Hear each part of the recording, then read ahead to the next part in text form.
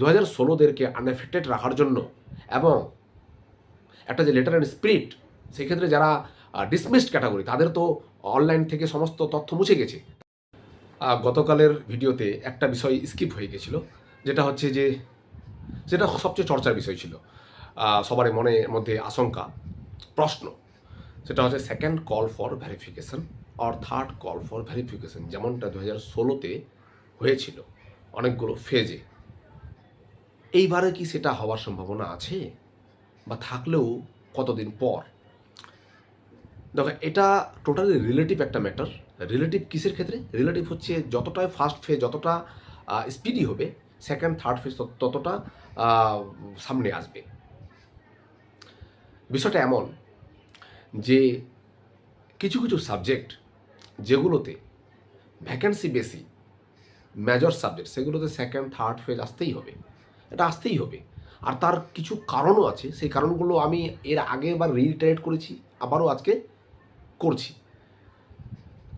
মূল কারণগুলো হচ্ছে যে 11-12 অনেকেই চলে যাবে, ফাইনালি 9-10 ভ্যাকেন্সি পড়ে থাকবে, irrespective of category, irrespective of gender, ঠিক আছে?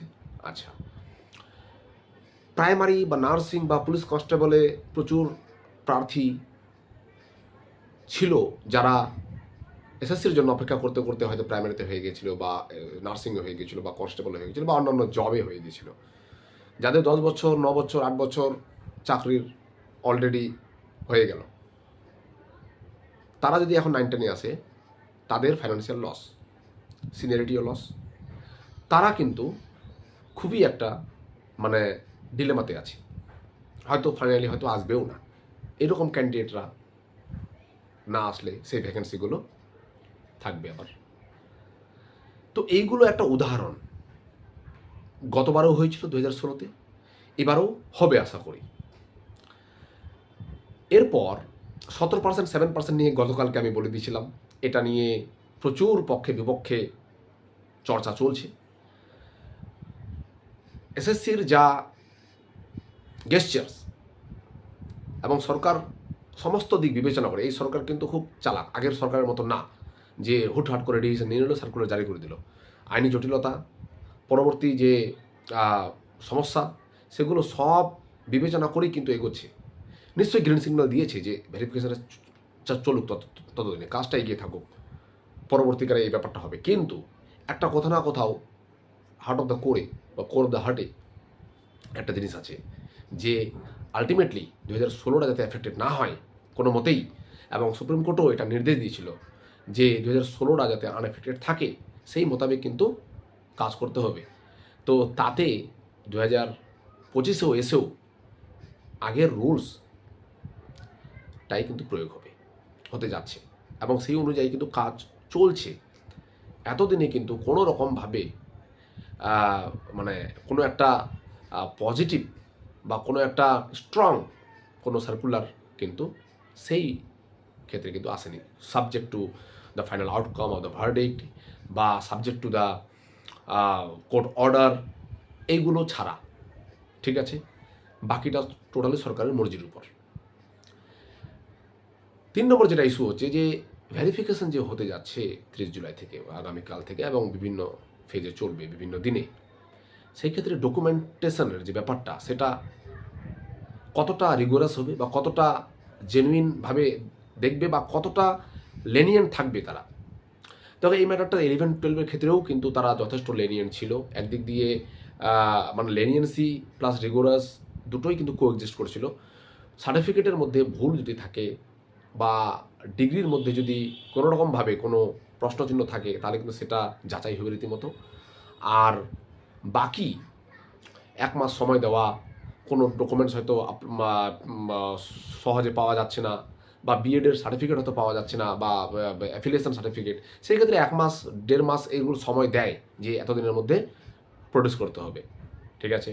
ওবিসির ক্ষেত্রে পুরাতন ওবিসি এ বি বা রিভ্যালিডেশন যে ওবিসিটা ছিল, যেহেতু ওবিসির ক্ষেত্রে কোনো রকম চেঞ্জেস হয়নি, তাতে 2000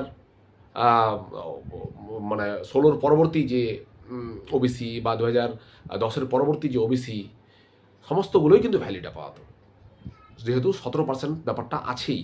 এখনও এ বি যাই থাকুক না কেন, কেউ রিভ্যালিডেশন করে নিয়েছে, ঠিক আছে, সেটাও ঠিক আছে। কেউ রিভ্যালিডেশন করেনি, কিন্তু ডিজিটাল নাম্বারটা চাই, ডিজিটাল নাম্বারটা চাই। রিভেরিফিকেশন করা থাকলেও ঠিক আছে।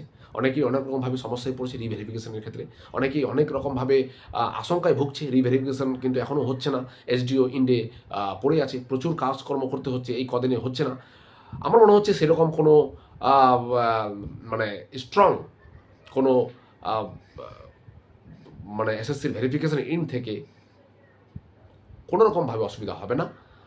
যেহেতু এই ম্যাটারটা এখনও ভেরিফিকেশনের মধ্যে সীমাবদ্ধ, সেক্ষেত্রে হয়তো 15 দিন 1 মাস সময় দিতে পারে, যেমনটা আগে দিয়ে থাকে, এটা দেওয়া উচিত, ঠিক আছে। বাকি রিভ্যালিডেশন তো হয়েছে, রিভেরিফিকেশন আস্তে আস্তে হবে, যে যার মতো করে করছে, যার সাব ক্যাটাগরি ইনলিস্টেড আছে, যার সাব ক্যাটাগরিগুলো ডিসমিস হয়ে গেছে। কিন্তু এখন বোথ ইনলিস্টেড বোথ ডিসমিস সবগুলোই কিন্তু এখন কার্যকরী আপাতত, ফর দ্য টাইম বিং, ঠিক আছে। তো সেক্ষেত্রে যারা ডিসমিসড ক্যাটাগরি, তাদের তো অনলাইন থেকে সমস্ত তথ্য মুছে গেছে, তাদের ব্যাপারটা কি হবে, তাদের রিভেরিফিকেশনের ক্ষেত্রে কী হবে? অ্যাজ ইউজুয়ালি থাকবে অটোমেটিক্যালি, যেহেতু তাদের পূর্বের সার্টিফিকেটটা ভ্যালিড বলে এখনও গৃহীত হচ্ছে, তো অতএব তাদের সমস্ত পূর্বের যে ডকুমেন্টেশন সেগুলোই কাজে লাগবে। এখন রিভেরিফিকেশন যদি নাও হয়ে থাকে, বা যদি তথ্য যদি মুছে দেওয়া হয় অনলাইন ডেটা সার্ভার থেকে, তাহলেও কোনো অসুবিধা না, যেহেতু এটা পূর্ববর্তী নিয়ম অনুযায়ী কিন্তু হচ্ছে, ঠিক আছে। সেই পরবর্তীকালে টাইম টু টাইম সরকারের যে নির্দেশ, সেই নির্দেশ অনুযায়ী কাজ হবে। কিন্তু আমার এটা বিশ্বাস যে 2016দেরকে আনএফেক্টেড রাখার জন্য এবং একটা যে লেটার অ্যান্ড স্পিরিট, সেটাকে ফলো করার জন্য সম্ভবত 17%ই থাকছে, এবং প্রিপারেশন সেইভাবেই নেওয়া যেতে পারে, ঠিক আছে। ইন্টারভিউ তো প্যারালেল সেশন চলবে, হয়তো টাইম যেহেতু কম, সমস্ত কিছু আমাদের আগামীর দিকে নজর থাকবে, এবং কোর্ট মধ্যস্থতা করবে কি না সেটাও আমাদের, এবং সরকার কি ভূমিকা নেয় সেগুলো আমাদের দৃষ্টিপাত থাকবে। ধন্যবাদ সকলকে।